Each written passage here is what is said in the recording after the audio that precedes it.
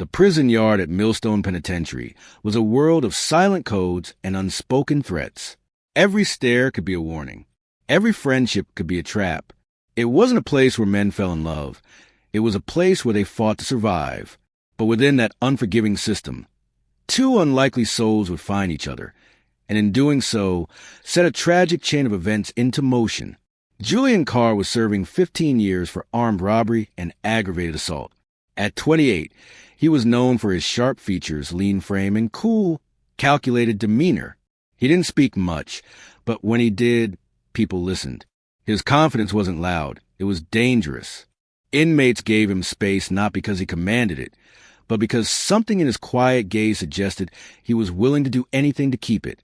Julian had grown up in Baltimore, caught between a fractured home and the streets. By 16, he'd already been locked up twice. The last heist, the one that landed him in Millstone, had turned bloody. He hadn't meant to hurt the clerk. But bullets don't care about intentions. That moment sealed his future behind concrete walls and steel bars.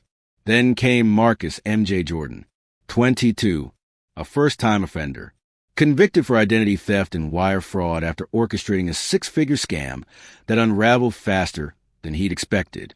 Unlike Julian, Marcus had a baby face, soft brown skin, and warm eyes that hadn't yet dulled with time.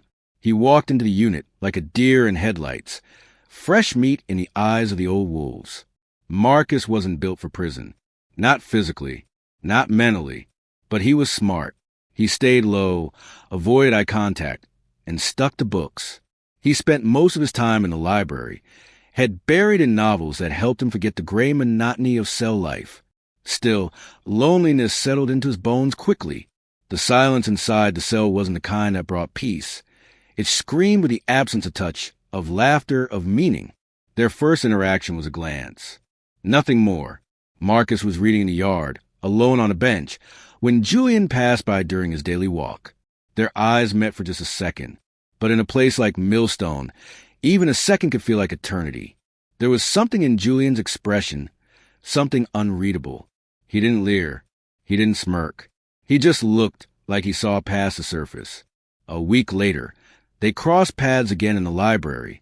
Julian asked about the book Marcus was reading. A simple question, but in a world where most words were barked or spat, it felt strangely intimate.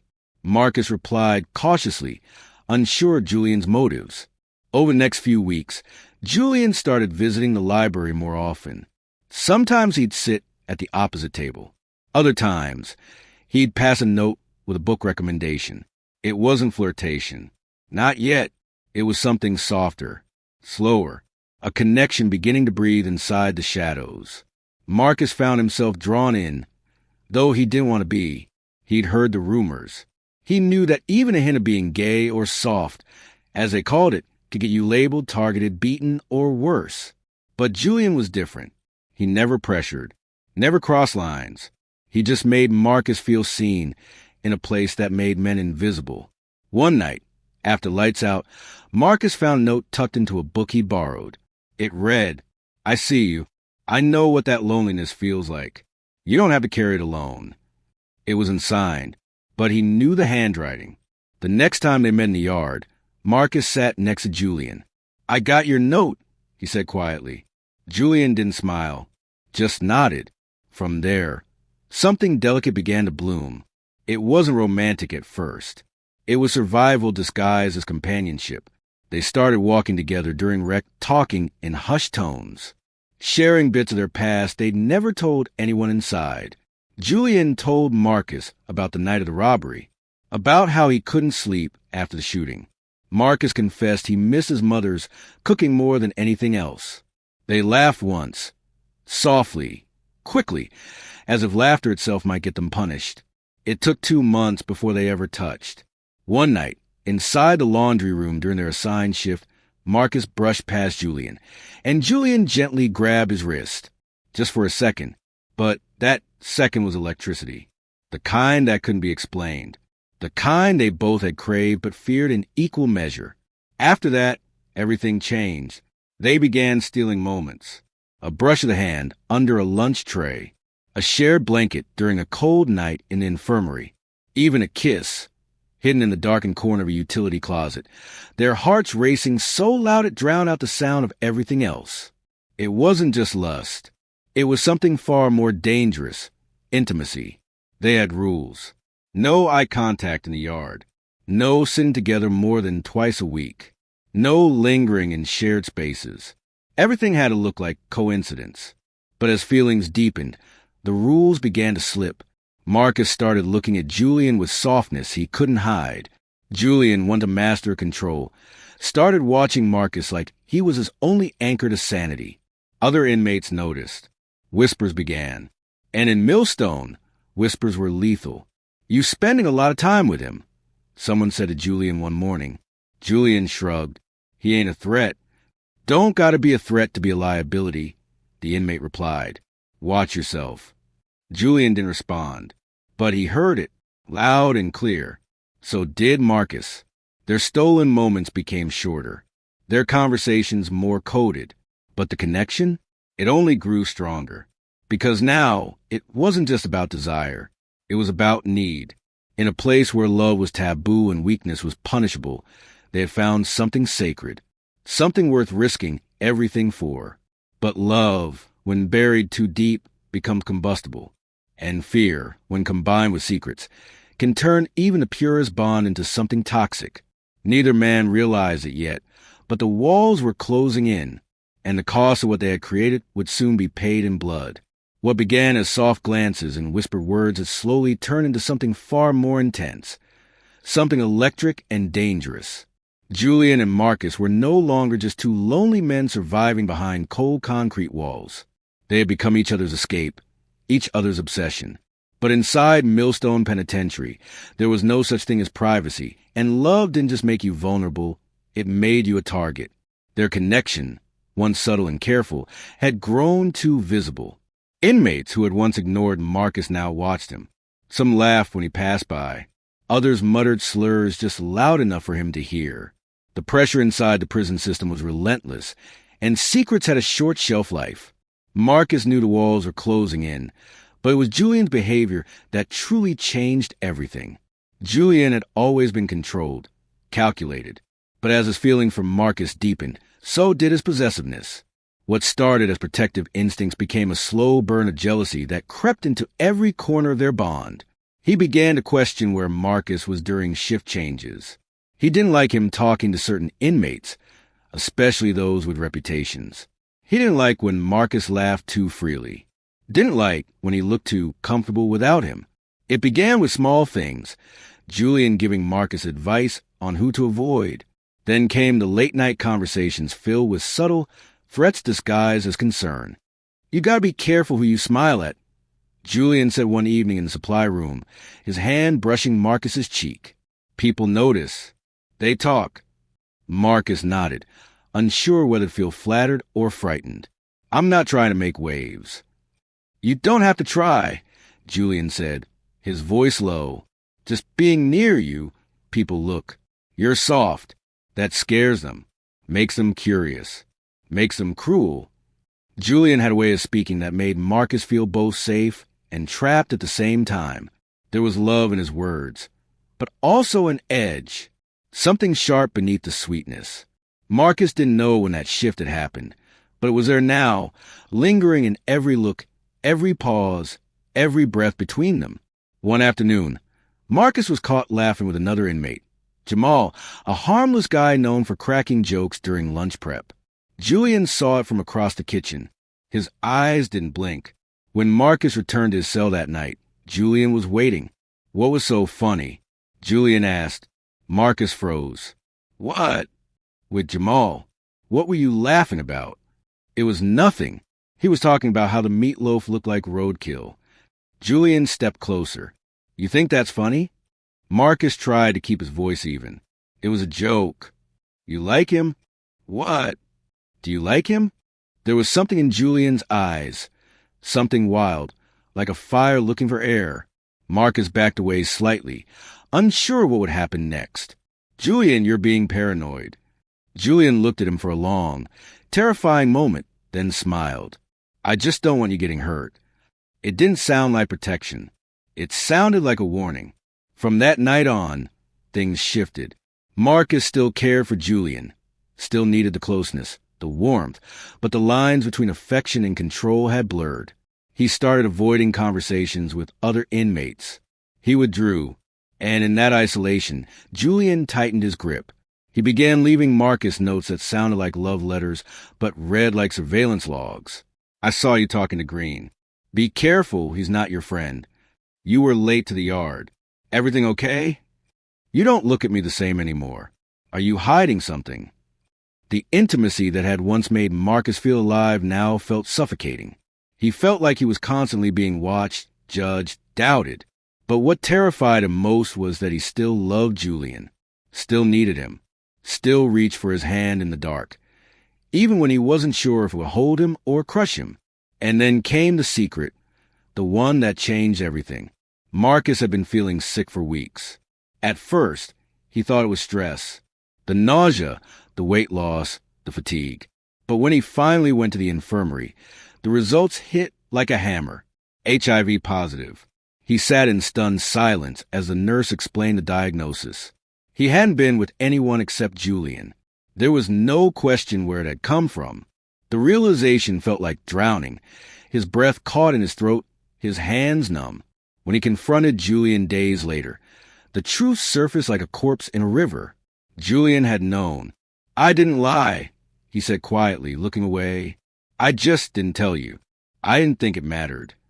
Marcus felt something inside him fracture. You didn't think it mattered? He whispered. You gave me something I'll carry for the rest of my life. Julian stepped forward. I loved you. I still do. I didn't want to lose you. If I told you, you would have left. You didn't give me the chance to choose, Marcus said, tears threatening to fall. You took that from me. Julian didn't respond. His face was blank, his silence louder than any apology. That moment marked the beginning of the end. Marcus withdrew completely. He stopped answering Julian's notes, stopped meeting in the library, stopped showing up to laundry shifts. He was shattered, not just by the diagnosis, but by the betrayal, by the realization that the one person he had trusted most had made a choice that changed his life forever. Julian didn't take the silence well. He tried to reach Marcus, tried to talk, but was met with a wall of cold rejection. And that rejection twisted inside him like a blade. In his mind, Marcus had chosen to punish him, to turn away from the only thing that had ever been real between them. That wasn't love. That was betrayal. Jealousy turned to anger. Control turned to obsession. Julian began watching Marcus again, but not out of love, out of fear, out of rage. He saw every conversation Marcus had as disloyalty, every laugh as mockery, every breath without him as an act of war. And Marcus? He started walking the yard with his head down, afraid of the man he once kissed in secret.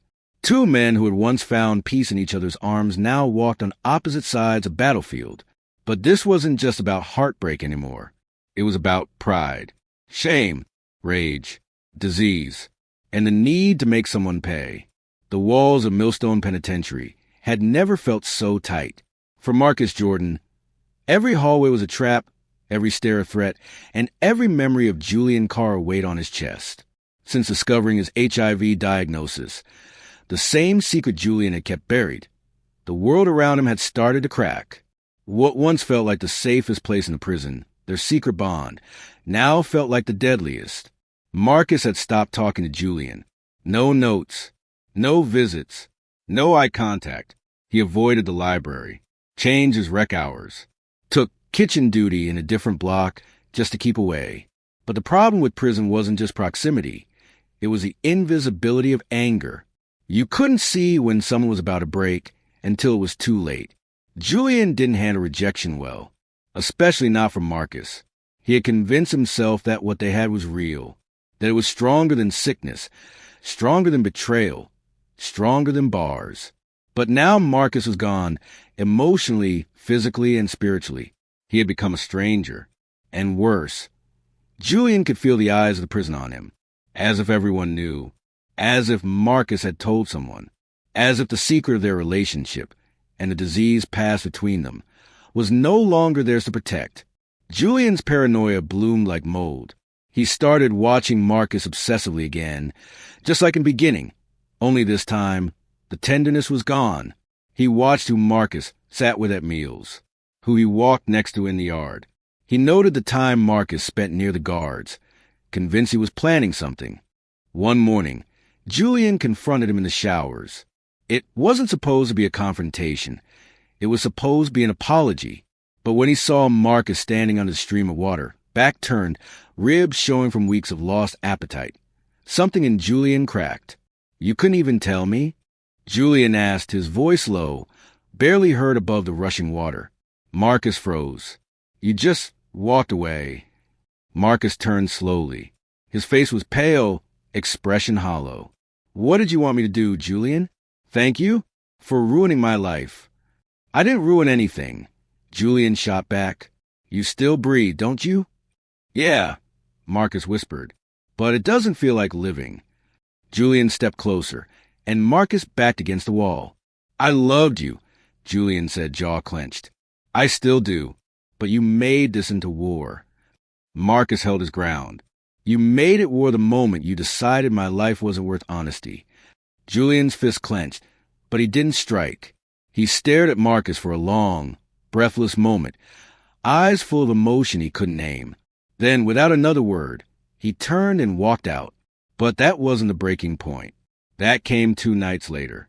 Marcus had filed a confidential health grievance through the prison's medical system, a step toward requesting specialized care and monitoring. But confidential didn't always mean private in Millstone. Paperwork got leaked. Conversations got overheard. And by morning, word was spreading like wildfire. Marcus was HIV positive. In prison, that kind of news spreads faster than blood. He was called a walking disease, a plague. Inmates who used to nod at him now turned away. He found Dice Slow scratched into his bunk frame, toothpaste smeared across his pillow. Someone left a used condom on his food tray. But the worst part wasn't what came from the other inmates. It was the way Julian started looking at him, like he was a traitor, like he was the one who started the fire. Julian had been humiliated, whether Marcus meant to or not. Exposing the illness meant exposing the relationship. And once the relationship was exposed, Julian's entire identity, his silence, his control, his image of strength, crumbled. He was no longer the cold, untouchable inmate who kept people at bay with a glance. Now he was the guy who got soft over a punk and gave him HIV. That stigma would haunt him every moment for the rest of his sentence. Julian stopped talking completely. He ate alone, sat in corners. He withdrew not out of shame, but to feed the growing violence in his mind. He began to imagine Marcus laughing with others. Imagine him talking to guards. Imagine him twisting the knife over and over. And slowly, that imagined betrayal became real in his head. One evening, Julian saw Marcus standing near the phones, talking to someone on the outside. He couldn't hear the words, but the smile on Marcus's face, the relief, the connection, was too much.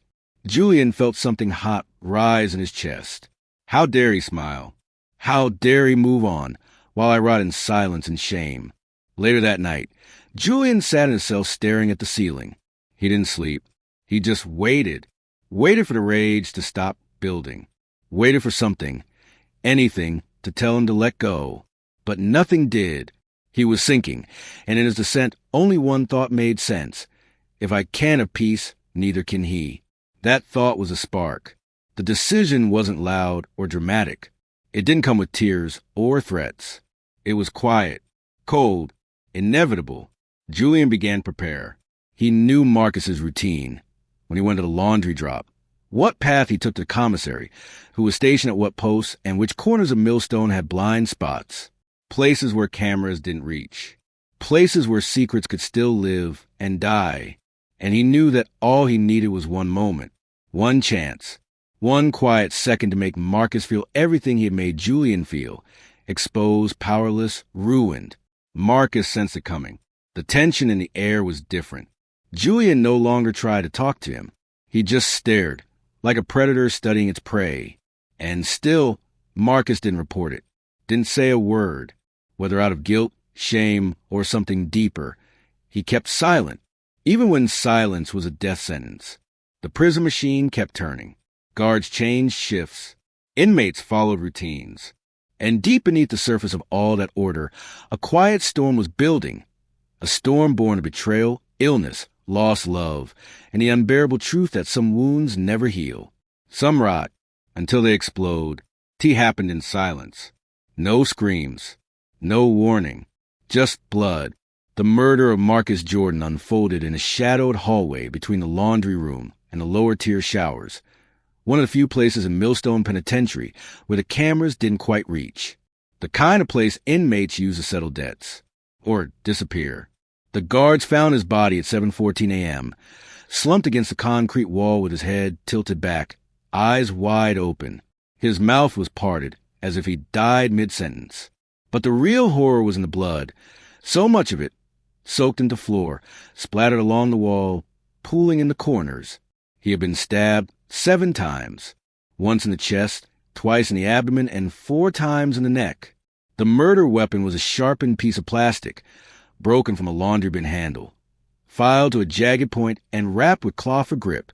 It had been left beside him, half covered in his own blood, the crude weapon of man who had run out of ways to communicate. The prison went into immediate lockdown. Sirens echoed through facility. Guards screamed commands. Doors slammed shut. And as inmates hit the floor of their cells, face down, hand behind their heads, a question rippled through the blocks like static. Did you hear who it was? Marcus Jordan. Dead. Murdered. Most inmates weren't shocked. Some nodded knowingly. Others whispered about Julian Carr, as if his name summoned something cursed. Everyone knew there had been tension. They had seen the silence, the sudden distance, the weight of unspoken rage between them. But no one thought Julian would actually do it. At least, not until they found him, sitting in the corner of the tier near the murder scene, still wearing his laundry gloves. His shirt was speckled with blood, and he didn't move. When the guards approached, he raised his hands without resistance. He didn't flinch, didn't speak. He stared straight ahead, unmoving, as if he were somewhere else entirely, somewhere far from the chaos now unfolding. He didn't ask what was going on. He didn't deny it. He didn't even look surprised. He looked relieved. Julian Carr was placed in handcuffs, marched silently past the cell blocks, and thrown into solitary confinement pending investigation. He said nothing during intake, nothing during questioning. He refused legal counsel, refused to eat. He sat in the darkness of his cell with the eerie calm of a man who had already made peace with the consequences. Meanwhile, the prison was shaken, not just by the murder, but by what it revealed. The relationship between Marcus and Julian had been the worst-kept secret of Millstone's past year. The guards had heard whispers, seen notes, even intercepted contraband letters. But they had turned the other way, treating it as just another inmate rumor. Now, with one man dead and the other in chains, those whispers became evidence. Marcus's death forced the prison administration into damage control. An internal review was launched. The warden gave a stiff press statement citing a tragic incident currently under investigation. No acknowledgement of motive, no mention of the HIV, no mention of the forbidden relationship. But inside the walls, the truth spread like gasoline touched by fire. Some inmates mocked the tragedy, calling Marcus a fool, saying he got too close, let love make him soft. Others blamed Julian, saying he had always been a ticking time bomb. But a few, just a few, were silent, not because they didn't care, but because they understood, because they knew what it meant to be alone, to crave touch so badly you'd risk everything for it, to find someone who saw you, even in the darkest place imaginable, and then lose them to betrayal. Marcus didn't die because he loved Julian. He died because Julian couldn't handle being left, couldn't bear the mirror Marcus had become. The investigation was swift. The makeshift weapon had Julian's fingerprints and DNA. The blood on his shirt matched Marcus's. No one else had been seen in the hallway during the time of the murder. One inmate, who had passed by minutes earlier, swore he saw Julian pacing, muttering to himself. The case never even reached trial. Julian pled guilty to second-degree murder. He didn't offer a defense, didn't give a statement. When asked why he did it, he simply said, He made me feel like a ghost. He was sentenced to life without parole and transferred to a high-security facility hours away, where isolation was not a punishment, but standard protocol. There, Julian would live out his days in a cold box of cement and silence. No visitors, no letters, no Marcus. As for Marcus Jordan, his body was released to his mother. She hadn't spoken to him since his sentencing. She hadn't even known about the diagnosis. When she was informed of the HIV status, she broke down in the county coroner's office. She kept whispering, "He was just a boy trying to survive." Marcus was buried in a small cemetery on the outskirts of town. No funeral, no headlines, just a name, a date, and a scar that no one would talk about. Inside Millstone, the murder became legend, a cautionary tale whispered between new inmates in hushed tones. Don't fall in love here. Don't trust a smile. Don't let anyone in, because the walls don't just hold you, they watch you. And if you give someone the power to see who you really are, they might just bury it with you. In the weeks following Marcus Jordan's murder, a chilling stillness fell over Millstone Penitentiary. The usual buzz of prison life, the shouts, the clatter of trays, the undercurrent of tension, was replaced by something heavier, silence laced with fear. For the inmates who had seen the subtle unraveling between Marcus and Julian Carr, the ending was no surprise. But the brutality of it, that had left its mark. Marcus's cell was sealed off for days after the murder. His books, photos, and tiny fragments of humanity, his drawings, his mother's letters, were boxed up and logged as property. Most of it went unclaimed. A few guards whispered that his mother had refused to accept the belongings. She didn't want a single piece of the place that had taken her son. His name faded quickly from the call sheets and duty rosters. But among the inmates, his story morphed into prison folklore, an invisible scar etched into the walls. He was too soft. He should have known better. He let love blind him. Julian wasn't the kind of man you turn your back on. Yet for every voice blaming Marcus, there were others who couldn't stop thinking about the why. Why two men who had seemed so close, so desperate for connection, ended in so much blood. The story wasn't just about murder. It was about silence, shame, and how prison devours anything vulnerable. Julian Carr never explained himself. After confessing to the murder, he refused to speak further. Not to guards, not to investigators, not even to his attorney. He signed paperwork without reading it.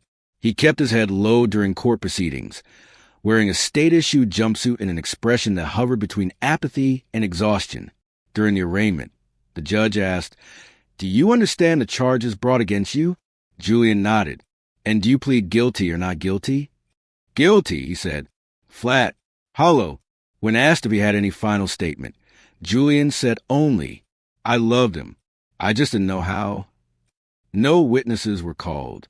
No evidence contested.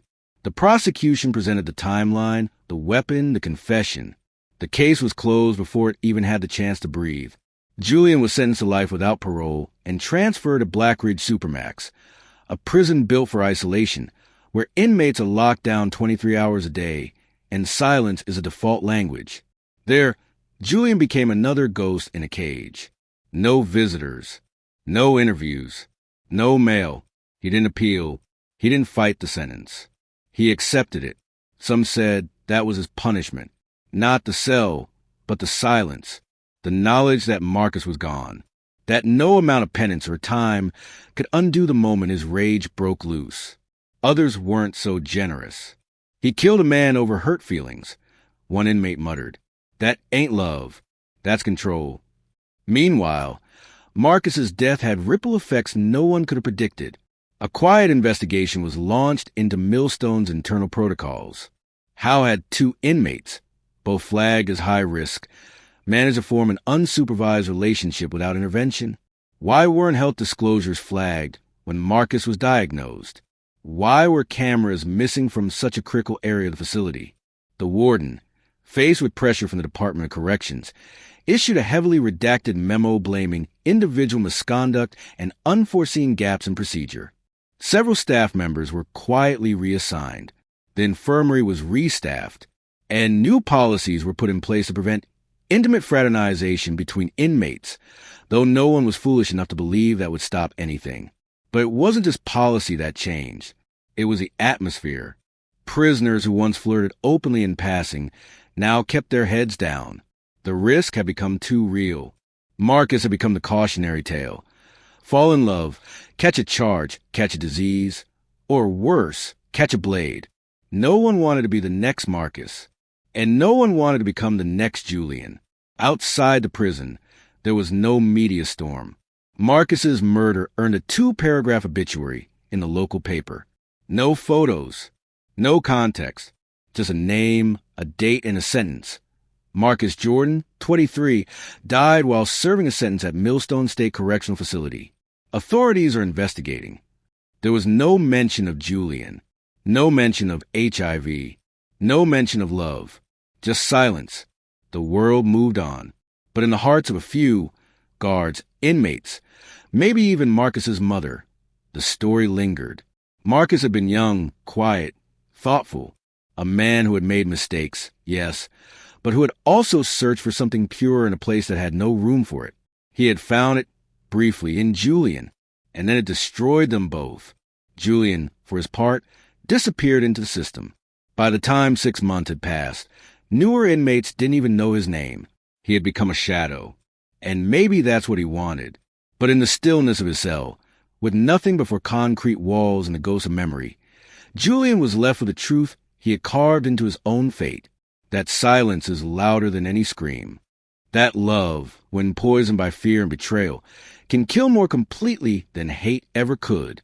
That in prison, there are no happy endings, only echoes, and the echo of Marcus's last breath still lives in the corridors of Millstone, in the space where his name was scratched from the wall, in the corner where his blood had dried and been bleached away, in the quiet between footsteps, the silence after love, the silence after murder. If this story left you speechless, imagine what's still hidden behind closed doors. Subscribe now to the Family Crime Exposed, where real-life betrayal secrets and deadly obsessions come to light. We dive deep into the darkest corners of love, lies, and bloodlines, and we don't look away. Hit that like button. Drop your thoughts in the comments, and join our community that dares to face the uncomfortable truth. Because behind every perfect family photo, there's a crime waiting to be uncovered, the silence that never leaves.